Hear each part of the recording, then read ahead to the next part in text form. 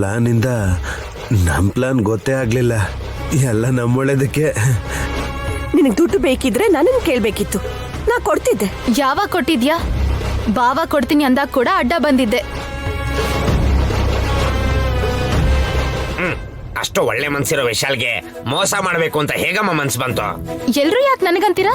ನಾನೇನಾದ್ರೂ ಹೇಳಿಲ್ಲ ಅಂದಿದ್ರೆ ಆ ಪೆಟ್ಟಿಗೆ ಆಚೆ ಬರ್ತಿತ್ತಾ? ದೊಡ್ಡ ಘನ ಕಾರ್ಯ ಮಾಡಿರೋಳ್ ತರ ಹೇಳ್ತಿದ್ಯಲ್ಲೇ. ಸುಮನ ಒಳ್ಳೆ ಕೆಲಸನೇ ಮಾಡಿದಾಳೆ ಸ್ವಾಮಿ. ಹೌದು ವಿಶಾಲ,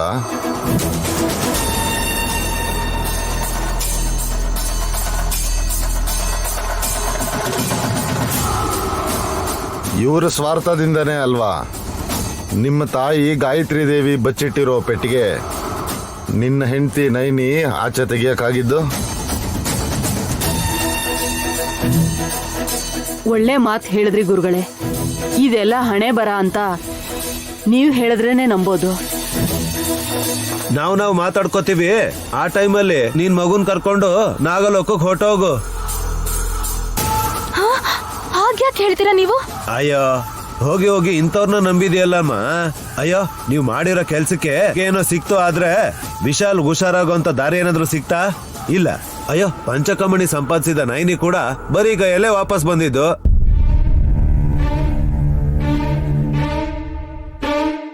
ಈಗ ಮನೆ ಕೂಡ ಚೇಂಜ್ ಮಾಡಿದ್ವಿ, ವಾತಾವರಣ ಬದಲಾಗ್ಲಿ ಅಂತ. ಏನ್ ಸರಿ ಹೋಗುತ್ತೋ ಏನ, ಇವರು ಎಲ್ಲಿದ್ರು ಒಂದಾಗ್ತಾರೆ.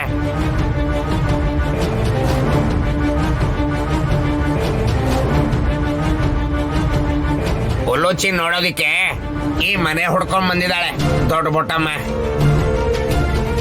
ಉಲುಚಿ ಪುಟ್ಟಿಗೋಸ್ಕರ ವಿಶಾಲ್ ಬ್ರೋಗ್ ಮೋಸ ಮಾಡಕ್ಕೆ ನಿಮ್ಗೆ ಹೇಗ್ ಮನ್ಸ್ ಬಂತು? ಸುಮನಾಗೆ ಪಂಚಕಮಣಿ ಕೊಟ್ರೆ ನಾನು ಹುಲುಚಿನ್ ಕೊಡ್ತೀನಿ ಅಂತ ಮಾತು ಕೊಟ್ಟಿದ್ದಾಳೆ.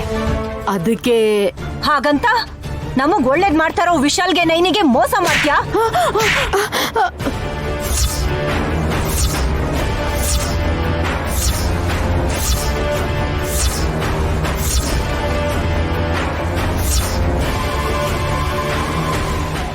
ಅಯ್ಯೋ ದೊಡ್ಡ ಬೊಟ್ಟಮ್ಮಂಗ್ ಯಾಕೆ ಹಾಗೆ ಹೊಡೆದ್ರಿ ಚಿಕ್ಕಮ್ಮ? ಹೊಡಿಯೋದಲ್ಲ, ನನಗ್ ಬರ್ತಾ ಇರೋ ಕೋಪಕ್ಕೆ ಈ ಮುದ್ಕಿನ ಸಾಯಿಸ್ಬಿಡ್ಬೇಕು. ನನ್ಗೆ ಹೊಡಿತ್ಯಾ? ಈಗ್ಲೇ ನಿನ್ನ ಕಚ್ಬಿಟ್ಟು ಹೋಗ್ತೀನಿ.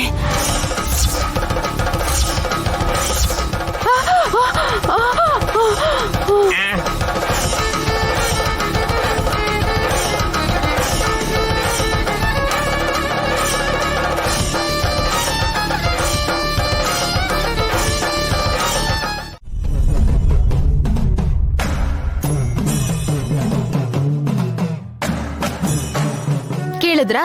ಸುಮ್ನೆ ನನ್ ಮೇಲೆ ಅನುಮಾನ ಪಟ್ರಿ ನೀವು. ಸುಮನ ಸ್ವಲ್ಪ ಸೈಲೆಂಟ್ ಆಗಿರೋ. ದೊಡ್ಡ ಬೊಟ್ಟಮ್ಮ ಹೋಗೋದಕ್ ಬಿಡಮ್ಮ. ಹೊರಡು ಬೊಟ್ಟಮ್ಮ. ನಾಗವೇಣಿ, ಹೋಗ್ತಾ ಹೋಗ್ತಾ ಏನೇನ್ ನಡೆಯುತ್ತೆ ಅನ್ನೋದನ್ನ ಅಲ್ಪ ಸ್ವಲ್ಪ ನೀನು ಊಹೆ ಮಾಡ್ಬೋದು ಅಲ್ವಾ? ಅಂಥದ್ರಲ್ಲಿ ಅನಾವಶ್ಯಕವಾಗಿ ದುರಾಸೆಗೆ ಈಡಾಗಬೇಡ. ವಾಪಸ್ ಹೋಗು ಈಗ. ಹೋಗ್ ಬರ್ತೀನಿ ಗುರುಗಳೇ.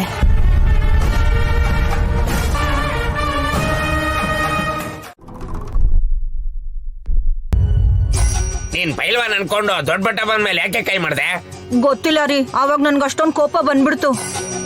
ಆ ರೆಡಿ ಇದ್ರೆ ಸರಿ ಹೋಗಲ್ಲ, ಆಲೋಚನೆ ಇರ್ಬೇಕು ಕಣೆ. ಚಿಕ್ಕಪ್ಪ, ಈಗ ನಿಮಗೆ ಕೋಪ ಬಂತು, ಹಾಗೆ ಆಂಟಿಗೂ ದೊಡ್ಡ ಬೊಟ್ಟಮ್ಮ ಮೇಲೆ ಕೋಪ ಬಂತು ಅಷ್ಟೇ. ಅಷ್ಟೇ ಅಂತ ಸಿಂಪಲ್ ಆಗಿ ಹೇಳ್ತೀಯಮ್ಮ. ಸೇಡ್ ತೀರಿಸ್ಕೊಳ್ಳೋಕೆ ಯಾವಾಗ ಬೇಕಾದ್ರೂ ಬಂದು ನನ್ನ ಹೆಂಡತಿಗೆ ಪುಸುಕತ ಕಚ್ಬಿಟ್ರೆ ಅಯ್ಯೋ ಸತ್ ಹೋಗ್ತೀನಲ್ರಿ. ಹಾಗೆಲ್ಲ ಏನೂ ಆಗಲ್ಲ, ನೀವ್ ಯಾರು ಹೆದರ್ಕೋಬೇಡಿ. ನೈನಿ, ಆ ಸುಮ್ಮನಂಗೆ ಬುದ್ಧಿ ಹೇಳಿ ಬಂದೇ ಇಲ್ವಾ? ಯಜಮಾನ್ರ ಗುಣ ಆಗೋದನ್ನ ನೋಡ್ಬೇಕೆ ಹೊರತು ಇನ್ನೊಬ್ರ ಮೇಲೆ ನಾವ್ ದ್ವೇಷ ಬೆಳೆಸ್ಕೊಂಡ್ರೆ ಹೇಗಕ್ಕ? ನಿನ್ ಒಳ್ಳೆತನನ ಸ್ವಾರ್ಥಕ್ ಬಳಸ್ಕೋತಿದ್ದಾರೆ ನೈನಿ. ಸ್ವಾರ್ಥ ತುಂಬಿರೋ ಮನುಷ್ಯರನ್ನ ಯಾಕೆ ಈ ತರ ಮಾಡಿದ್ರಿ ಅಂತ ಕೇಳಿದ್ರು ಸರಿಯಾದ ಉತ್ತರ ಸಿಗೋದಿಲ್ಲ.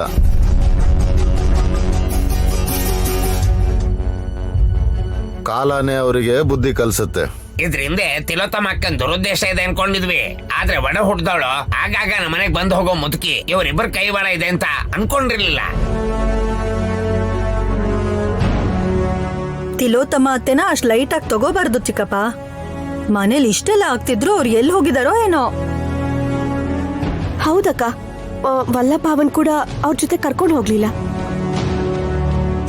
ಬ್ಯೂಟಿ ಪಾರ್ಲರ್ಗೆ ಹೋಗಿರ್ಬೋದೇನೋ. ಅಲ್ಲಿಗೆ ಯಾಕೆ ಮಗನ್ ಕರ್ಕೊಂಡು ಹೋಗೋದು ಅಂತ ಇಲ್ಲೇ ಬಿಟ್ಟು ಹೋಗಿರ್ಬೋದು. ತಿಲೋತ್ತಮ ತನ್ನ ಅಂದಾನ ಮೆರಗಿಸ್ಕೊಳ್ಳೋದಿಕ್ಕೆ ಅಂತ ಹೋಗಿಲ್ಲ. ತನಗೆ ತಿಳಿದೇ ಇರೋ ವಿಷಯನ ತಿಳ್ಕೊಳ್ಳೋದಿಕ್ಕೆ ಹೋಗಿರ್ತಾಳೆ. ಏನ್ ಗೊತ್ತಾಗಲ್ಲ ಸ್ವಾಮಿ, ಅಷ್ಟೆಲ್ಲ ತಿಳ್ಕೊಂಡಿದ್ದಾರೆ ಅವರು. ಎಲ್ರು ನಿಮ್ ತರನೇ ಇರ್ತಾರೆ ಅಂತ ಬಾಯಿಗೆ ಬಂದ ಹಾಗೆಲ್ಲ ಮಾತಾಡ್ಬೇಡಿ. ಗುರುಗಳು ಹೇಳೋದನ್ನ ಪೂರ್ತಿಯಾಗಿ ಕೇಳಿಸ್ಕೊಳ್ಳಿ. ಗುರುಗಳೇ, ಪಂಚಕಮಣಿ ಬಗ್ಗೆ ಅಲ್ವಾ ನೀವ್ ಹೇಳ್ತಿರೋದು? ತಿಲೋತ್ತಮ ಅತ್ತೆ ಹೋಗ್ಬೇಕು ಅನ್ಕೊಂಡ್ರು. ನೈನಿಗ್ ಮೋಸ ಮಾಡಿರೋ ಆ ಗಜಬಂಡಿ ನೋಡಕ್ ಹೋಗಿರ್ತಾರ ಅತ್ತೆ. ನಿನ್ನ ಅಂದಾಜು ನಿಜ ಆಗಿರ್ಬೋದು ಹಾಸಿನಿ.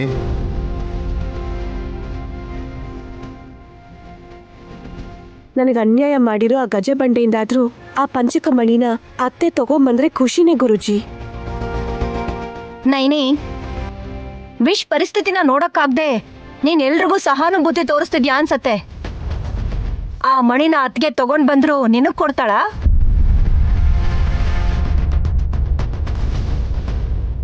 ಅದನ್ನ ಹೇಗೆ ಉಪಯೋಗಿಸ್ಕೋಬೇಕು ಅಂತ ಗೊತ್ತಿಲ್ದಿರೋ ಸುಮ್ಮನೆ ಆಸೆ ಪಟ್ಟಿದ್ದಾಳೆ ಅಂದ್ರೆ ಅಕ್ಕನ ಕೈ ವಶ ಆದ್ರೆ ಅಷ್ಟೇ ಮುಗೀತು. ಕರೆಕ್ಟ್.